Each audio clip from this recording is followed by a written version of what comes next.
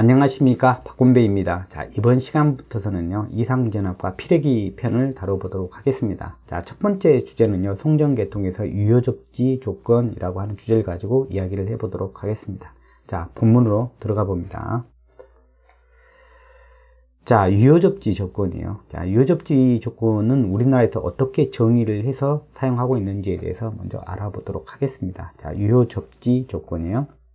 자, 전력계통에서 일선 지락 고장이 발생했다. 자, 그러면은 이제 건전상의 전위가 올라가죠. 그때 이제 최대 전위 상승 값을 갖다가 상규 대지전압 기준으로요. 상규 대지전압 기준으로 1.3배 이하가 되도록 우리가 중성점을 접지를 하는 거를 갖다가 뭐라고 그러냐면 유효 접지라고 이야기를 합니다. 또는 이걸 갖다 대지전압 기준으로 표현하지 않고 선간전압 기준으로 우리가 표현할 때가 있습니다. 그러면 0.75배 이하라고 이야기를 합니다. 자, 1.32를 갖다가 우리가 선간전압은 루트 3배죠. 이렇게 되어 있잖아요. 그러니까 자, 1.3을 루트 3으로 나누면 정확하게 얼마가 나오냐? 0.75가 돼요. 자, 우리나라 같은 경우는 선간전압 기준으로 우리가 표현하기도 하고, 그 다음 대지전압 기준으로 표현하기도 하고, 혼용해서 많이 사용하고 있습니다. 그래서 그 값이 선간전압 기준으로 표현한 값인지 아니면 대지전압 기준으로 표현한 것인지 여러분들이 빨리 파악하는 것도 중요하겠죠. 어떤 우리가 센텐스가 나왔다 그러면은. 자, 그러면 이 조건이요. 우리나라에서 이제 1.3배 이제 이하라는 조건을 우리가 사용을 하고 있는데요. 자, 요것들은 이제 나라마다 유효접지 조건을 사용하는 좀 기준은 좀 다른 것 같습니다. 어떤 나라들은 이제 1.4배 이하로 사용하는 나라들도 많이 있습니다. 여기는 갖다 실제 접지를 하는 실무자 입장에서 접지를 어떻게 하느냐의 관점이지 1.3배냐 1.4배냐는 기준은 크게 의미는 없다. 뒤에서 이제 이런 설명에 대한 것들을 좀 해드릴 것입니다. 자, 이런 부분을 갖다 이제 해석을 하려면은, 유효접지 조건에 대해서 해석을 하려면은, 일선 지락 고장 해석을 한번 해봐야 된다는 것이죠. 그래서 이제 이 모델링을 한 게 뭐냐면, 자, 무부하 발전기에서 이제 일선 지락이 났을 때의 대칭분 등가 회로를 갖다가 작성을 해 놓은 것입니다. 이 부분들은 우리가 고장 계산할 때 우리가 다루는 부분들이거든요. 그래서 이제 고장 계산과 이제 연동해서 우리가 이 부분을 갖다 좀 체크를 해 주시길 바랍니다. 순서상 고장 계산이 약간 뒤에 나오니까 이 부분은 이 결과만 참조하시고 실제 이제 고장 계산 편에 가서 이제 조금 더 부족한 부분에 이해가 있다 그러면 거기서 더 이해하면 됩니다. 자, 일선 지락이 발생했다 그러면 정상분하고 이제 역상분하고 영상분이 다 존재하게 됩니다. 그래서 정상분의 등가위로 역상분, 영상분의 등가위 3개가 존재하고 3개가 어떻게 합성이 되냐면 직렬로 합성이 됩니다. 직렬입니다. 자, 이렇게 된 게 이제 직렬로 합성된 모습이죠. 자, 여기서부터 우리가 해석을 해 나가면 됩니다. 자, 이런 부분들은 우리가 고장 계산 부분에서 제가 자세히 좀 설명을 드릴 겁니다. 거기서는 이제 기지 조건이라는 걸 세워서 이 회로가 어떻게 되는지를 갖다 좀 증명해 주는 부분이고, 실제 우리가 활용하는 측면에서는 여기서부터 시작을 하면 되는 것입니다. 그래서 여기는 활용하는 측면이기 때문에 여기서부터 시작을 하는 것입니다. 기지 조건, 미지 조건부터 출발하는 게 아니고요. 자, 그러면 이게 일선 지락이 났을 때의 대칭분 등가회로가 되어주고요. 자, 그렇게 되면, 자, 직렬 회로가 되었기 때문에, 자, I1, I2, I0는 다 같은 조건이 되는 것이죠. 이제 이걸 갖다가 이제 거꾸로 찾아내는 것이죠. 기지 조건에서부터 찾아내서. 그래서, 자, 이게 같다라는 것은 결국 이제 직렬이 된다. 이게 거꾸로 이제 우리가 이렇게 이야기할 수 있는 것이죠. 근데 이제 우리는 이걸 그려놓고 이제 거꾸로 이렇게 가는 것이죠. 자, 활용도 측면에서 이렇게 말씀드리는 거예요. 자, 그 다음에 이제 I0를 갖다 계산해 보면 이게 어차피 이 세 전류는 다 같은 전류니까 이제 I0로 이제 대표성 있게 이제 구해 보면 ohm의 법칙으로 구하는 거죠. 기전력은 이제 EA 하나밖에 없으니까 이거는 이제 A상 기준으로 작성된 것이죠. 그 다음에 Z1, Z2, Z0가 우리가 직렬로 연결되어 있는 구조다. 이렇게 해서 이제 I0까지 이제 우리가 구할 수가 있죠. 여기서 굳이 뭐 지락 전류는 구할 필요는 없는데, 지락 전류를 구한다 그러면 뭐 A상에서 지락이 났다 그러면 우리가 대칭 좌표법 이론에 따르면은 A상 전류는 이렇게 표현할 수 있죠. 정상분, 역상분, 영상분 이렇게 세 개의 합으로요. 자, 그 다음에 B상은 어떻게 쓰죠? 이렇게 쓰죠. I0에다가 이런 거는 그냥 외워버리면 되죠. 이렇게요. 자, C상은 이렇게 쓰는 거죠. I0에다가 A에 I1에다가 A의 자승에 I2 이런 거예요. 자, 이제 A상에서 났다라고 하는 게 제일 편하겠죠. B상에서 났다고 하는 것보다 훨씬 더 식이 더 편하잖아요. 그죠? 자, 그래서 A상 기준으로 우리가 해석하는 게 더 편리할 겁니다. 자, 그래서 이제 A상 전류, A상에서 지락이 났으면 A상 전류가 지락 전류가 되는 것이고, 이 세 개의 전류는 같은 전류니까 3I0. 자, I0는 이렇게 표현하니까 자, 요 전류, I0의 3배 전류가 지락 전류가 된다. 이렇게 이제 우리가 지락 전류를 심플하게 우리가 구할 수가 있는 것이죠. 자, 근데 이제 여기서는 이제 지락 전류를 구하는 게 이제 문제가 아니고, 건전상의 전위를 갖다 알아보는 것이 해석의 방향이기 때문에 이제 여기서 필요한 것은 뭐냐면 각각의 이제 발전기 기본식이 필요합니다. 그래서 이 부분에서 발전기 기본식 각각 뽑아주면 돼요. 여기가 정상분이고, 역상분이고, 영상분이죠.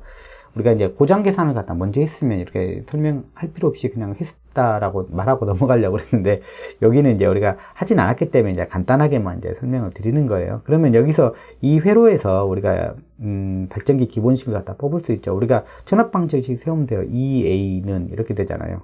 여기가 V1이잖아요. 그러니까 V1 자 플러스 I1 Z1 이렇게 되는 거잖아요. 그죠? 그래서 이제 요 식이 되는 거예요. 자, 요거는요. 여기는 원래 이제 0V, 발전기가 역상분이나 영상분을 만들지 않기 때문에 0V는 똑같이 있으면 되죠. V2에다가 I2에 Z2 이렇게 되는 거죠. 그 다음에 여기도 마찬가지로 영상분도 0V에 V0에 I0에 Z0 이런 식으로 되는 거죠.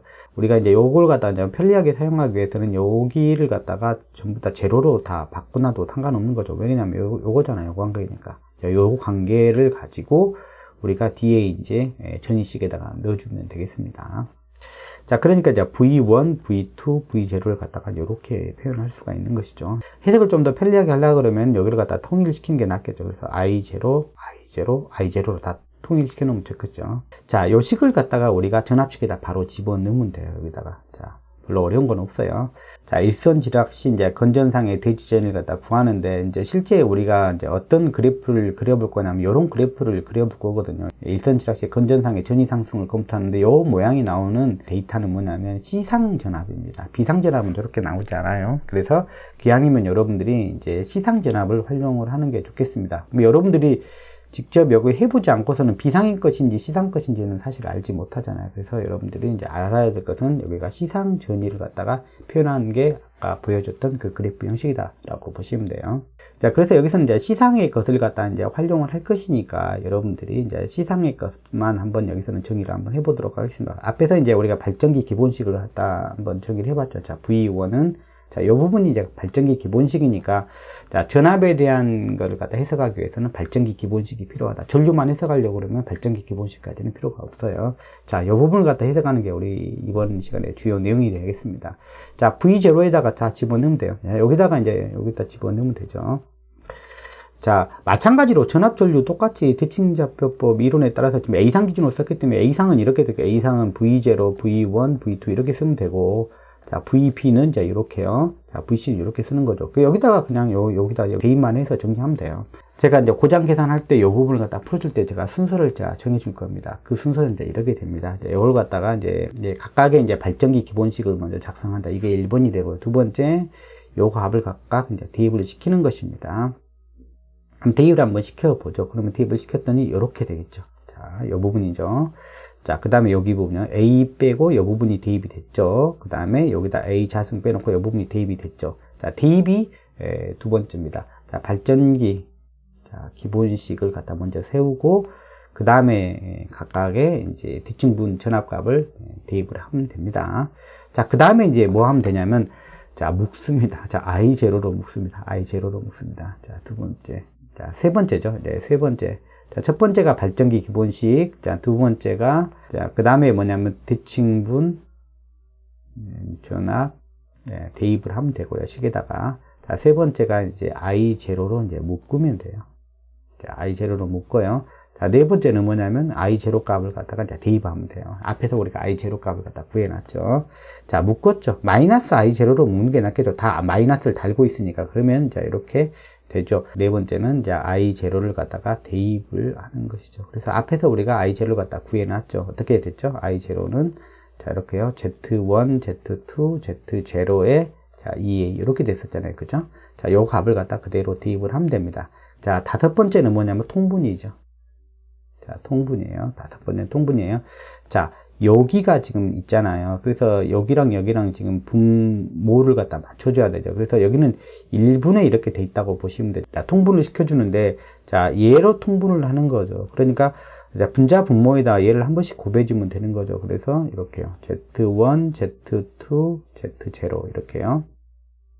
그 다음에 Z1, Z2, Z0 이렇게 되면 이제 여기가 통분이 된 거죠. 그래서 분자만 이제 우리가 깔끔하게 정리를 하면 된다는 거죠. 자, 분자를 정리할 때, 자, 통분을 이제 하고요. 그 다음에 6번에 이제 분자를 정리할 때 각각의 이제 임피던스별로 Z0, Z1, Z2로 이렇게 묶어주면 된다라는 부분입니다. 자, 그래서 한번 정리를 한번 해보죠. 여기 부분이요. 자, Z0부터 이제 모아보죠. Z0는 여기에 있고, 그 다음에 국함은 이제 여기에 있는 것이죠. 자, 여기서 보면 여기에 2A가 있고 여기 2A가 있으니까 이게 공통이잖아요. 여기가 이제 2A로 공통으로 이제 묶이게 되고요. 그 다음에 이제 여기 Z0요. Z0는 여기는 A를 하나 가지고 있고 여기는 이제 Z0고 여기가 이제 마이너스가 있으니까 좀 주의할 필요가 있겠네. 그래서 여기를 플러스값부터 써주면 돼. A부터 써주면 돼. A 여기는 1이 아니라 마이너스 1이죠. 마이너스 1 이렇게 되고요. 자, 분자 부분만 정리를 하는 거예요. 자, 그 다음에 이제 Z1을 한번 묶어보죠. Z1은 지금 여기에 있죠. Z2는 이제 여기도 있고 여기에 있죠. 그러니까 한번 묶어보죠. 자, 그러면 A가 있고, 그 다음에 여기는 여기도 A가 있네요. 근데 앞에가 마이너스 있으니까 마이너스 A 이런 식으로 되는 거죠. 자, 그 다음에 Z2. 자, Z2는 마지막 요거하고, 그 다음에 여기가 있죠. 그래서 A, 여기가 A 있죠. A, 그 다음에 마이너스 A의 자승 이렇게 되는 거죠. 이런 부분이요. 자, 그래서 이렇게 정리가 된 거예요. 여기 부분은 이제 없어지겠죠. 그래서, 자, 이 A 부분은 두 개가 이제 공통이니까 여기서 묶였고, 그 다음에 통분되어 있기 때문에 분모는 이렇게 되고요. 그래서 이제 이게 정리가 끝나는 것입니다. 자, 그래서 이제 이 부분을 갖다가 우리가 자주 해봐야 될 거기 때문에 여러분들이 좀 순서를 좀 정해놓고 이렇게 갔으면 좋겠어요. 자, 이제 이 부분이죠. 그래서 이제 시상의 이제 전입값만 이제 가지고 왔습니다. 이제 요거 가지고 이제 해석을 하는데, 이제 요걸 가지고 이제 직접 해석하는 게 좀 어렵기 때문에 요걸 갖다 조금 더, 이제 조건을 갖다 좀 더 완화해서, 조건을 갖다가 좀, 완화해서 좀 해석을 해보도록 하겠습니다. 이런 가정들을 해봅니다.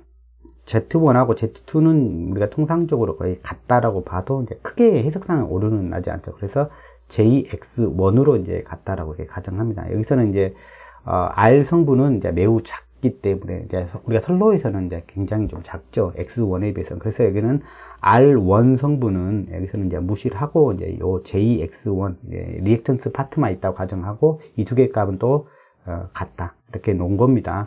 우리가 회전기를 빼놓고서는 이제 이 톨로나 변압기에서는 이제 두 개의 값이 이제 같은 게 이제 통상적이에요. 자, 그 다음에 영상부는 크게 이제 차이가 나죠. 그래서 이제 별도로 정의를 해주는데 Z0는 R0 플러스 JX0로 이제 정의를 해서 여기다가 이제 대입을 한 것입니다. 자, 그래서 여기를 갖다가 이제 대입을 해주면 여기 부분이 있죠. 그죠? Z0 부분. Z0 부분에 대한 요게 이제 대입이 되는 거고요. 자, 요 부분이죠. 자, A-1, 그 다음에 X1. 자, Z2에다가는, 자, 여기다가 이제 요거에 대입된 것이죠. 그 다음에 A-A의 자성, 요게 됐죠.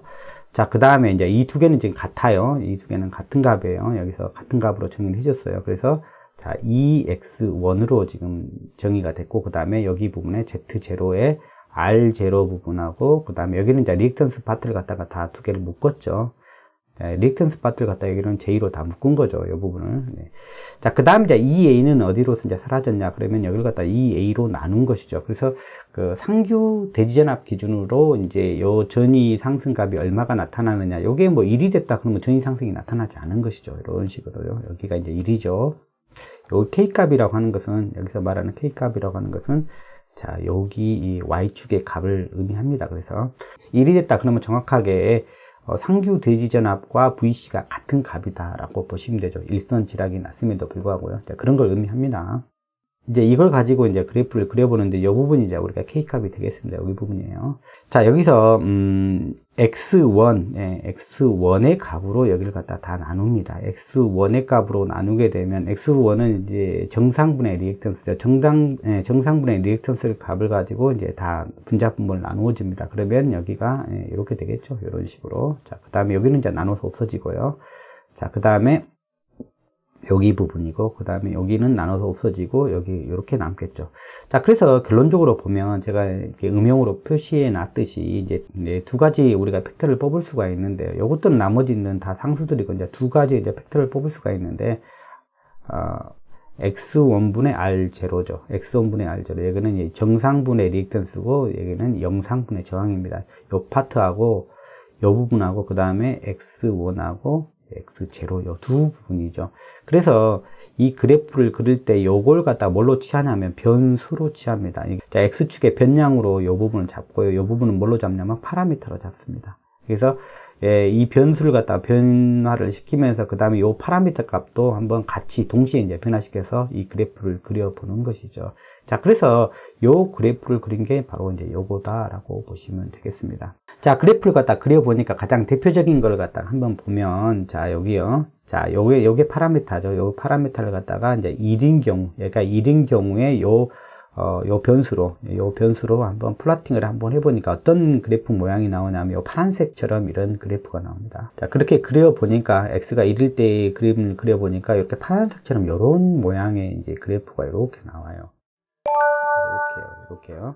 이런 걸 보고 우리가 유효접지 조건을 갖다가 우리가 세우는 겁니다. 이런 그래프를 그려보고 파라미터 값을 바꿔보면서요. 이렇게 그래프를 그리다 보면, 그래서 우리가 여러분들, 자, 서브노트를 보다 보면 이제 이렇게 여러분들 그림이 되어 있을 겁니다. 대부분. 자, 어떻게 되어 있냐면 이 부분이요. 자, 한번 제가 그 서브노트대로 한번 그림을 그려볼게요. 자, 변수를 갖다 어떻게 잡았냐면 x1분의 x0를 갖다가 변수로 잡았죠. 그때 이제 파라미터를 갖다 잡을 때 이제 요게 기준이라고 보면 돼요. x1의 r0를 갖다 이제 1일 때를 갖다 기준으로 한번 제가 작성을 한번 해보면, 대략적으로 우리가 피크가 나오는 곱이 어디 근처냐면 마이너스 한 2 근처가 되고요. 그 다음에 우리가 유효접지 조건을 우리가 사용할 때 우리가 3까지 1, 2, 3 유효접지 조건이 들려면 이 K값이죠. K값은 이제 VC에다가 이제 이 상기후 대지전압을 나눈 것이죠. 그래서 여기가 상기후 대지전압에 대한 배수잖아요. 일선 지랑이 났을 때. 그래서 자, 우리나라 같은 경우는 이제 유효접지 조건을 갖다 어떻게 정했냐면 1.3배 이하가 되도록 이렇게 해서 이제 대지전압 기준으로 봤을 때요. 자, 그러면 여기가 이제 피크가 이렇게 돼요. 자, 피크가 여기 되니까 거의 이제 피크가 이제 여기에 맞춰서 이제 그려주면 되겠죠. 이런 식으로 되고, 그 다음에 이제 1 기준이에요. 1 기준일 때 이렇게 와서 이런 식으로 된단 말이에요. 이렇게 그린단 말이에요. 서브노트대로 그려보면 그래요. 자, 그래서 여기가 이렇게 되도록, 여기가 요 범위대로 되도록, 여기가 이제 요 부분이거든요. 자, 그래서 유효접지 조건을 잡을 때 이렇게 써요. 자, 파라미터 값인 x1분의 r0는 1 이하가 되도록, 1 이하가 되도록 하고, 그 다음에 여기 범위에요. 여기 변수에 대한 부분은, 자, x0에 x1은, 자, 0보다는 크고, 3보다 더 작은 범위면, 0에서 3 범위면은 1.3 이하를 갖다 만족하는 범위다. 이렇게 접지를 하면 우리가 유효접지 조건을 만족할 수 있다라고 이야기를 합니다. 서브노트대로 한번 제가 그림을 그려본 거예요. 자, 그러면, 여기다가 여러분들이 그림을 그릴 때, 여러분 답안지 작성할 때 실제로 이렇게 하세요. 뭐 크게 상관은 없으니까. 자, 이렇게 이제 1 기준으로 작성을 하나 해놓고, 그 다음에 0.5하고 1.5를 좀 그려줬으면 좋겠어요. 자, 그러면 1.5를 한번 그려볼게요. 1.5를 그릴 때는 이제 어떻게 그리면 되냐면, 자, 1.5요. 자, 여기는, 네, 요 파라미터 값이 좀 더 커진 거죠. 여기서는 좀 더 작아지고, 여기서는 좀 작아지도록 좀 그려주고, 그 다음에 여기서는 좀 더 커지도록 그려주면 돼요. 이런 식으로. 이런 식으로, 이렇게 그려주면 돼. 자, 이런 식으로요. 자, 그렇게 되면 여기서는 여기가 만족을 못하죠. 이 범위 내에서, 여기 범위 내에서 1.3배를 갖다 상회하게 되죠. 물론 여기서 이 X축의 음의 영역에서는 더 작아지는 쪽으로 그림이 나오지만, 이쪽에 양의 영역에서는 보면 1.3배를 갖다가 넘게 되죠. 그래서 유효접지 조건을 갖다 만족하는 경우가 잘 나오지 않죠. 자, 이런 경우죠. 자, 그 다음에 이제 요게 얼마라고 제가 이야기를 했냐면, 여기 한 1.5 정도 되는 경우, 그 다음에 0.5 정도 되는 경우로 한번 그림을 그려보도록 하겠습니다. 0.5요. 자, 0.5는, 자, 여기가 1이고, 여기가 1.5니까, 여기서는 0.5니까 0.5는 이쪽으로 가야 되겠죠. 그래서 0.5는 이쪽으로 피크가 오도록 그려주면 되겠죠. 이쪽으로 피크가 오도록 그려주면 되고, 그 다음에 여기 값은 여기보다 1.3보다 여기보다 더 낮은 위치를 지나가도록 이렇게 그려주면 되겠죠. 이런 식으로 이렇게 그려주면 돼요. 이렇게. 자, 이해되시죠? 그래서 여기 같은 경우는 자, 파라미터 입장에서 보면은 여기가 이제 0.5니까 자, 파라미터 입장에서 보면 1 이하가 되면 요 조건을 갖다 만족하게 되는 것이죠. 여기는 0.5잖아요. 그래서 이런 식으로 우리가 서브노트들의 이제 대부분 그림은 이렇게 되어 있을 것입니다. 네, 무슨 얘기인지 아시겠죠? 그래서 우리가 자, 요런 조건을 만족하면 우리는 유효접지 조건으로 접지가 됐다라고 이야기를 하는 겁니다. 자, 파라메타인 요 값은 1 이하가 되도록 하면 0.5는 1보다 더 낮은 값으로 이제 위치하게 되기 때문에 우리가 1 이하가 된다 그러면 1.3 이하를 갖다 만족할 수 있다. 그 다음에 뭐 여기서 보면 양의 영역, 변 영역에서 만족을 하는 게 아니라 3을 넘어가게 되면 또 이렇게 상회하는 부분이 생기잖아요. 그죠? 그래서 0에서 3 범위, 여기는 0에서 3 범위 내에 존재할 때, 이 두 조건을 갖다 동시에 만족할 때 우리는 유효접지가 되었다라고 이야기를 하는 것이죠. 자, 그래서 이 부분을 갖다 조금 더 자세히 바라보면, 이건 답안지 작성을 할 때는 이렇게, 답안 작성할 때 이렇게 하세요. 제가 요거에 대해서는 제가 여러분들한테 다른 의견을 드리고 싶은 생각은 없어요. 하지만 우리는 이제 엔지니어들이기 때문에 사실은 좀 정확하게는 좀 알고 우리가 이 부분을 갖다가 이제 이야기를 할 필요가 있다. 그래서 제가 추가적으로 좀 말씀을 좀 드려보도록 하겠습니다. 진짜 이게 맞는 그림이냐? 사실은 정확하지 않는 그림이기 때문에 그래요. 자, 여기서 봐도 사실 정확하게 맞지 않죠. 여기가 0.5니까 여기가 1이잖아요. 1이면 여기가 1.3쯤 되잖아요. 여기가 1이니까 1.5가 여기니까 1.3이 여기잖아요. 벌써 파란색은 여기 1.3보다 여기 위에 있잖아요. 그죠? 그리고 만족하는 범위도 여기 조금밖에 없어요, 사실은. 여기도 좀 벗어나고 있죠. 그래서 이제 조금 더 우리가 좀 자세하게 알아보기 위해서 요거는 이제 여러분들이 실제 답을 쓸 때는 이렇게 쓰시라니까. K가 1.3 이하가 되는 조건에는 요거 파라메타는 요런 조건 1보다 작으면 된다. 자, 그 다음에 여기 같은 경우는 이제 3보다 작으면 된다. 물론 이제 여기는 0보다 커야 돼요. 0보다 이쪽으로 가면 안 돼요. 자, 이 부분을 갖다 우리가 유효접지 조건이라고 이야기를 해요. 근데 실제 내용을 갖다 좀 더 자세히 쳐다보면 이제 이래요. 여러분들이 실제로 플러팅을 직접 해보면 여러분들 다 알게 될 이야기이긴 한데, 안 해보신 분들이 이렇게 우기면 안 되죠. 그래서 정확한 걸 갖다 좀 더 이야기를 해주면, 자, 보세요. 자, 1.3 이하 조건이 실제 되기 위해서는 그래 가지고는 안 되죠. 사실은. 자, 보세요. 1.3 이하가 되기 위해서 여기 빨간색이 1.3이에요. 여기가 1이고 여기가 1.5니까 여기 빨간색 라인이 1.5니까 만약에 1.3 조건을 만족시키려면 파라메타가 어느 정도는 돼야 되냐면 최소한 0.5 정도는 되어야 돼요. 0.5. 1 이하 가지고는 안 돼요. 1도 1 보세요. 1. 1은요, 파란색이잖아요. 0.5보다 훨씬 높잖아요. 지금 여기 저 높은 영역이 있잖아요. 그래서 사실 만족하지 못해요. 이 부분에서는. 또 일부 만족하는 부분이 있긴 해요. 근데 굉장히 작죠, 사실은. 여기서 뭐 3까지라 했는데 3 여기니까 여기도 만족시키지 못한 영역이죠. 그래서 사실은, 이렇게 접지를 하면, 이렇게 접지를 하게 되면 실제는 1.3 이하가 아니라 사실은 좀 정확하게 이야기하면 1.4 이하에 가까워요, 사실은. 자, 보세요. 자, 1.4배면 여기 이게 파란색이잖아요. 여기 파란색이죠. 자, 파란색으로 놓고 보면, 자, 1 보세요. 여기 파란색 그래프를 보면, 실선 그래프를 보면 대체적으로 만족하죠. 얘 아래에 놓여 있죠, 여기서 보면. 그리고 3, 여기 3이 여기니까, 뭐, 대충 다 만족하고, 또, 근데 여기서 보니까 이 부분은 만족을 못 하죠. 거의 0에서부터 0 근처에서는 만족을 못 하고 있죠. 여기 부분에서 0 근처에서 만족 못 하고 있죠. 근데 뭐 그럼에도 불구하고 1.4배 이하라 그러면 요 조건이라 그러면 뭐 대체적으로 여기 부분은 완벽하진 않지만 대체적으로 만족하는 편이다라고 말할 수가 있는 것이죠. 여기는 이제 0보다 큰 조건으로 이렇게 표시했을 때 그래요. 근데 여기 부분도 일부분은 만족하지 못한 부분이 존재한다라는 것이죠. 그래서 제가 이제 이런 말씀을 드렸어요. 소두에서 어떤 나라들은 유효접지 조건을 갖다 1.3이 아니라 1.4배 이하로 쓰는 나라들도 되게 많이 있다라는 것이죠. 그래서 우리나라에서 1.3배 이하라고 말하면서 동일하게 여조건이라고 주장을 한다 그러면은 사실은 1.3이나 1.4나 같은 이야기가 되는 거죠. 사실 이렇게 해놓으면 1.3을 만족을 못 하거든요. 미리 말하면. 제가 말씀드리는 것은 우리가 여러분들이 나중에 이제 답안지 쓸 때의 내용과 답안지 쓸 때는 제가 칠판에서 그려줬던 대로 좀 쓰면 그냥 돼요. 그렇게. 근데 왜 제가 그렇게 말씀을 드리냐면 우리가 채점하는 사람들이 그런 걸 다 이해하고 알고 우리가 채점을 하는 게 아니라 자기들도 자기 서브노트 가지고 공부했던 대로 문제 내고 채점하고 그럴 거 아닙니까? 근데 여러분들이 좀 다르게 쓰면 이 사람 잘 모른가 보다라고 이상하게 채점 결과가 나올 수가 있죠. 그래서 답안지는 제가 그렇게 가라고 제가 말씀을 드리는 거고, 조금 더 우리가 정확한 것을 갖다가 아는 것은 우리가 이제 좋은 엔지니어가 되는 과정이기 때문에 그런 부분들은 좀 필요하다는 의미에서 제가 설명을 굳이 드리는 거예요. 자, 그래서 1.3 이하가 되려면 이런 정도가 되어야 이제 거의 더 맞고, 1.4배 이하를 유효접지 조건을 삼는다면 우리가 미리 언급했던 우리나라에서 이런 조건 이하가 된다 그러면 여기는 이렇게 되면 거의 이제 만족하는 거죠. 근데 일부 여기서 만족이 안 되는 거죠. 자, 이거는 제가 그린 그림이니까 여러분들이 좀 신뢰성이 좀 떨어질 수도 있죠. 그래서 제가 다른 데이터를 갖다 제시를 하면 이렇습니다. 자, 보세요.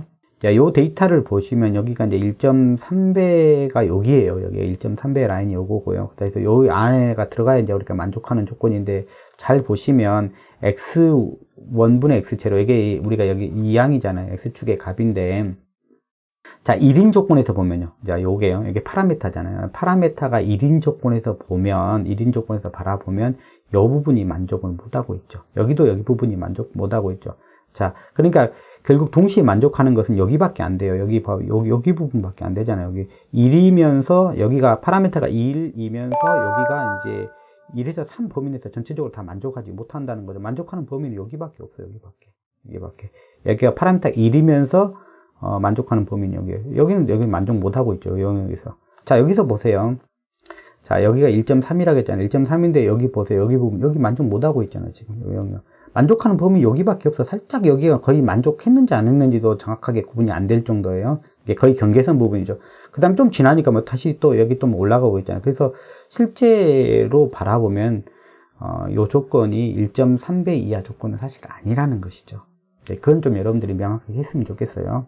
그러니까 여러분들 서브노트에 작성된 그것은 사실은 이거는 정확한 데이터가 아니다라고 보시면 좀 정확할 것 같습니다. 근데 제가 이제 이렇게 말씀드린 이유는 뭐냐면, 여러분들이 이런 부분들을 조금 더 정확하게 알고, 이렇게 우리가 지금 표현을 하고 있다. 그렇지만 우리가 좀 실무자 입장에서 여러분들이 그 현장의 실무자라고 한다면 여러분들 직접 그려보고 어떤 조건에서 접지할 것인지를 갖다가 정확하게 우리가 제시를 하는 게 맞겠죠. 자, 그 다음에 1.4배가 된다면 1.4배 라인이 여기잖아요. 1.4배, 그럼 여기 파란색 여기 부분이잖아요. 1.4배가 된다 그러면은, 자, 1인 조건에서, 파라미터가 1인 조건에서 바라봤을 때 대부분 다 만족을 하죠. 대부분 다 만족을 하잖아요. 그죠? 대부분 만족한데 요 부분에서 요 0 근처, 요 부분에서 지금 조금 만족 못하고 있죠. 여기 그래프 이렇게 되기 때문에, 그죠? 대부분 다 만족을 하고 있죠. 뭐 4 넘어서까지도 만족을 하고 있는데, 만족을 한다는 이야기잖아요. 근데 이 부분에서 만족을 못하고 있잖아요. 여기서도 보시면 보세요. 1.4 라인 여기잖아요. 이 부분에서 파라미터 1인 기준으로 바라보면 이 영역에서는 만족을 못하고, 여기는 다 만족을 대부분 다 하고 있죠. 4 넘어까지. 자, 그러니까 이 그래프랑 이 그래프는 사실 같은 그래프다라고 보시면 될 것 같아요. 자, 그래서 여러분들이 유효접지 조건을 갖다가 이렇게 말을 하면서도 1.3 이하가 되는 조건 요거다고 이야기하면서도 사실은 요 정도 되려면은 요 값이 1.3이 아니라 뭐라고 보시는 게 더 가깝다는 이야기예요. 1.4에 가깝다. 요 조건은 그렇게 보시면 되겠습니다.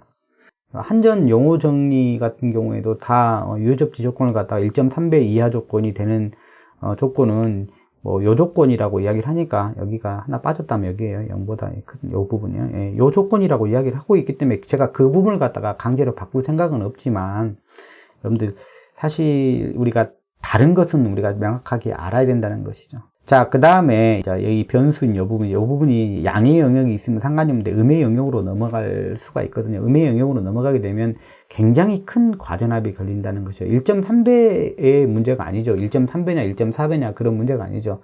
여기가 뭐 커봐야 이쪽에서는 뭐 커봐야 1.73배 수준으로 이제 끝날 겁니다. 비접지를 하게 되면 1.73배까지 가는 것이죠. 직접 접지 중에서 우리가 유효접지 조건을 따르게 되면 우리가 1.3배나 뭐 1.4배, 우리나라에서는 1.3배라고 이야기를 하고 있으니까 이제 그렇게 말할 뿐이에요. 이런 조건에 우리가 만족하게 되면 굉장히 큰 과전압이 발생할 수 있다라는 이야기가 되겠습니다. 그래서 이제 여기 이제 영상공진 조건을 갖다가 한번 찾아보면 이제 이렇게 되네요. 이제 이 부분이죠. 자, 이 부분이 이제 무한대로 이제 치솟는 부분이죠. 이렇게 무한대로 올라가는 그런 부분이에요. 이때는 이제 굉장히 큰 과전압이 생길 수 있는 부분인데, 이제 이 조건을 갖다 찾아보면 음의 영역으로 나타났을 때 볼 수 있는 현상 중에 하나입니다. 자, 그러면 이제 분모가 0이 된다 그러면, 자, 분모가 이제 0이 된다 그러면은 이 값은 이제 무한대가 되는 것이죠. 자, 이 값이 이제 무한대가 될 수 있음을 갖다가 이제 이론적으로 이야기를 해보는 거예요. 자, 그 부분, 요거 부분을 갖다 0으로 놓고 보고, 요게 이제 파라메타 부분이었잖아요. 그래서 파라메타를 갖다가 여기서 이제 0, 0으로 이제 0이라는 조건을 놓고 보면, 그래서 이제 요 값을 갖다 얼마로 놓느냐에 따라서 이제 요 피크점의 위치는 살짝씩 달라지겠죠. 그래서 정확하게 다 여기에 이제 겹치는 건 아니고요. 자, 그래서 이제 요 값을 갖다 구해보면 마이너스 2가 된다는 거죠. 이게 0이 되는 조건은 여기가 이제 마이너스 2가 되면 0이 되죠. 그래서 마이너스 2, 제가 그래프를 갖다 그릴 때 이제 우리가 가장 피크점이 되는 것은 이제 마이너스 2 근처가 될 거다. 그래서 그렇게 이제 그려주시면 좋다고 이야기를 했죠. 자, 그래서 이제 파라메타가 0을 기준으로 봤을 때 여기가 마이너스 2잖아요. 그러면은 여기가 이제 조금씩 값이 이렇게 주어지게 되면 여기서 이제 이 값이 좀 더 증가하게 되면 이제 왼쪽으로 조금 더 시프트하는, T가 좀 더 시프트하는 경향으로 이제 값이 이제 나타나기도 합니다. 자, 요런 영역은 사실 위험한 영역이죠. 사실 운전상에서 우리가 논한 영역은 여기 양의 영역이잖아요. 양의 영역에서 우리가 뭐 여기서 1.3배 이하로 운전하기 위해서 접지를 어떻게 하느냐. 그러니까 접지를 하는 거죠. 근데 우리가 이제, 자, 비접지를 하게 되면, 대지 정정 능량이 굉장히 큰 경우에서는 우리가, 영상분, 여기 이제 분자가 영상분 리액턴스잖아요. 요 값이 음의 영역으로 도달할 수도 있습니다. 이 정정 능량이 굉장히 큰 경우에 음의 영역으로 도달하면은 우리가 마이너스 영역으로 우리가 갈 수 있기 때문에 우리가 이제 일반적으로 대형 수용가들, 대용량 수용가들은 비접지를 운영하다가 이제 대용량 같은 경우는 아무래도 이렇게 케이블의 정전량이 굉장히 커지기 때문에 이쪽으로 넘어올 가능성도 있어요. 그래서 큰 뭐 수용가들 같은 경우에 뭐 예를 들어서 옛날에 비접지로 운영하다가 직접 접지로 이제 이렇게 바꿔서 이제 운행하는 그런 경우도 있어요. 물론 보호를 갖다가 지락보호를 잘하기 위해서 바꾸는 경우도 있지만 사실은 그런 것보다는 이런 위험성들이 이제 증대되는 상태에서 접지 계통을 갖다가 비접지해서 뭐 중간에 뭐 직접 접지가 부담스러우면 저항 접지를 한번 바꿨다가 이때 이제 흔적들이 뭐냐면 뭐 그라운드 TR 같은 거, 접지 TR이라든가 지그재그 TR, 그라운드 TR이라든가 그 다음에 지그재그 TR이라는 거 있죠. 지그재그 TR 같은 걸로 우리가 이제 접지를 갖다가 하는 것이죠. 변압기를 바꾸면 되는데 이제 변압기를 갖다가 델타 변압기를 그대로 두고 우리가 이제 모선에다가 이제 그라운드 TR이라든지 그 다음에 지그재그 TR을 통해서 우리가 접지 계통으로 우리가 변환을 시키는 그런 부분들도 이제 흔적으로 남아 있을 겁니다. 자, 이번 시간에는요, 전력계통의 유효접지 조건에 대해서 말씀을 드렸습니다. 자, 그래서 우리가 유효접지 조건을 갖다가 전력계통 입장에서 설계를 할 때, 이제 무조건 유효접지 조건을 잡기 위해서 전 변압기를 갖다가 Y로 두고, Y로 두는 것까지는 맞는데요. 다 뭐 직접 접지를 수행하느냐, 뭐 꼭 그런 것은 아닙니다. 이 1.3배라는 유효접지 조건을 갖다 이제 만족하기 위해서 우리가 이제 정상분 리액턴스하고 영상분 리액턴스 값을 갖다가 적당히 이제 우리가 조절을 해야 되는데, 그때 이제 직접 접지만 다 수행하는 게 아니고, 이때 이제 비접지와 직접 접지를 갖다가 적절히 이제 섞어가면서 전체적으로 우리가 유효접지 조건이 1.3배 이하가 되도록 우리가 실제로는 접지 설계를 한다는 것입니다. 그래서 전압이 높은 측에 뭐 765 측 변압기 같은 경우는 대부분 다 직접 접지를 한다고 보시면 되고, 345 같은 경우도 거의 직접 접지를 한다고 보시면 되고, 154 같은 경우는 하는 데도 있고 하지 않는 데도 있다. 그렇게 우리가 구분해서 볼 필요는 있는 것이죠. 중요한 것은 뭐냐면 전체적으로 우리가 이 리액턴스 값이 영상분 리액턴스하고 정상분 리액턴스의 그 B가 유효접지 조건에 들어가도록 우리가 접지 조건을 선정을 한다는 것입니다. 자, 이런 부분입니다. 자, 그러면 또 다음 시간에 뵙겠습니다.